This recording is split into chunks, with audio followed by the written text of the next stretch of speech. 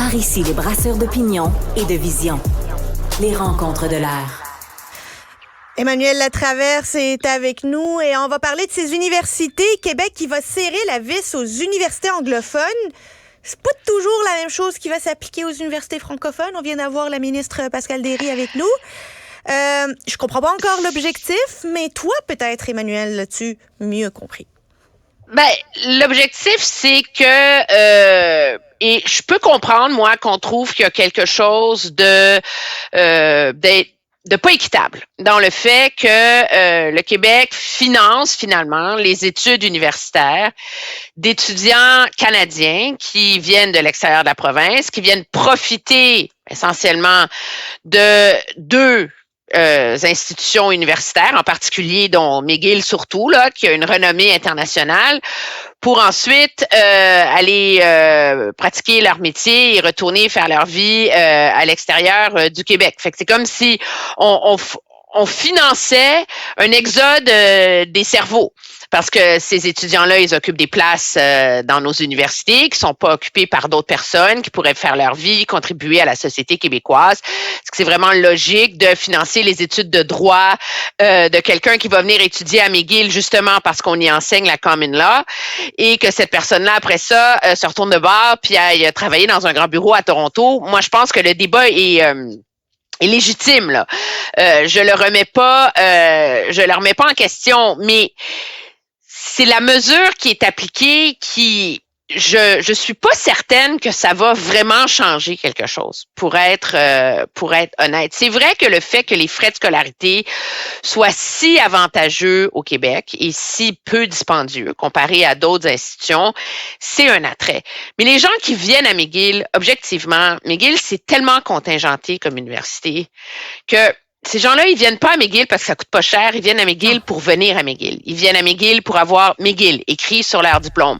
Alors, ces gens-là, s'ils vont pas à McGill, ils vont aller à U of T, ils vont aller à UBC, où ça coûte extrêmement cher, les frais de scolarité. Je suis pas certaine que le fait qu'on leur charge un tarif d'étudiants de l'extérieur de la province, ça va vraiment changer leurs habitudes parce que l'idée au Canada anglais de ne pas étudier au bac dans la ville de tes parents, donc de t'exporter, d'aller, t'habites à Toronto, tu vas faire tes études à University Calgary, c'est déjà intégré. Donc, c'est déjà intégré dans le budget des familles, c'est déjà intégré dans la façon de concevoir nos études universitaires. Donc, est-ce que vraiment le fait que tout d'un coup, ça coûte plus cher venir à McGill ou venir à Concordia, ça va vraiment mater ce problème-là?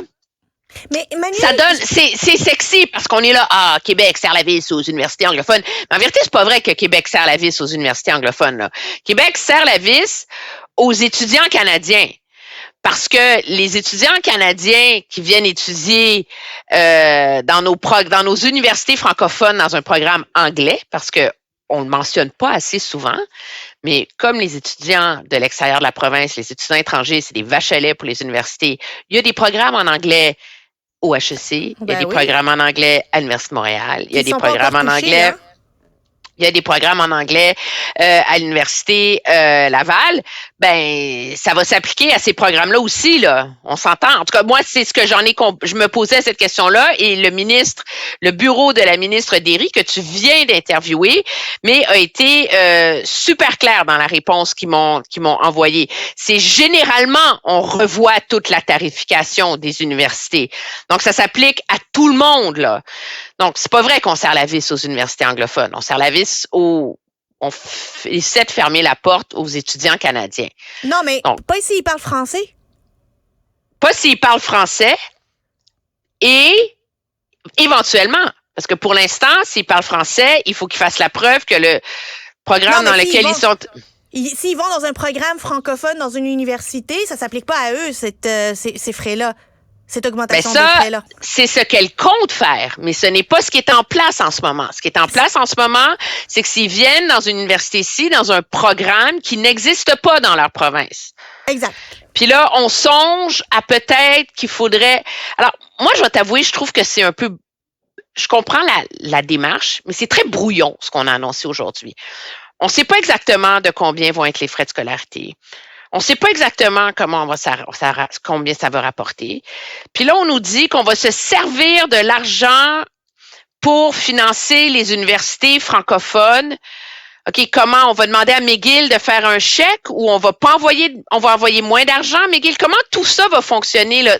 Je veux dire, la mise en œuvre de cette idée-là, moi, je la comprends pas, puis je pense que la ministre l'a pas expliqué non plus. Donc, c'est très brouillon, mais ça fait une belle manchette, puis ça fait du bien à tout le monde que Québec se tient debout pour le français. Mais t'sais. On va dire que tu rentres à l'université en septembre. Mois de juin, là, toi, t'es un Torontois, mois de juin, tes parents t'amènent, te trouvent un appartement parce que ça fait 2 ans qu'ils cherchent. Ils t'installent 3 mois au Québec, t'as ta carte maladie, t'es officiellement un Québécois. Ça s'applique plus à toi? Ben, ça va être non parce que ces étudiants-là ils sont inscrits comme étudiants canadiens, puis toutes les règles d'assurance maladie font en sorte, mais comment ils vont faire pour s'assurer que la situation que tu viens de décrire ne s'appliquera pas? Mais c'est surtout que moi je te dis, le mécanisme par lequel on va récupérer là-dedans peut-être à peu près 100 millions. Puis qu'est-ce qu'on va en faire et comment on va le redistribuer aux universités québécoises? Qu'est-ce qu'on veut faire avec nos universités québécoises? C'est quoi l'objectif? Il n'y a rien de ça qui est attaché. Alors finalement, aujourd'hui, on n'a pas eu l'annonce d'une politique publique. On a eu l'annonce d'une manchette. Puis on verra qu'est-ce que le gouvernement veut faire avec ça. Au pire des cas, ils vont payer une session, ils vont devenir des Québécois à part entière, puis ils vont pouvoir juste changer de statut dans leur université. C'est ce qui arrive tout le temps chez des étudiants étrangers qui finissent par décrocher leur résidence permanente. C'est véritablement la réalité. Emmanuel Latraverse, on va suivre ça. Ça risque d'être intéressant. Peut-être aurons-nous l'article qui suit. Peut-être qu'un jour, on comprendra. Bonne fin de semaine. Au revoir.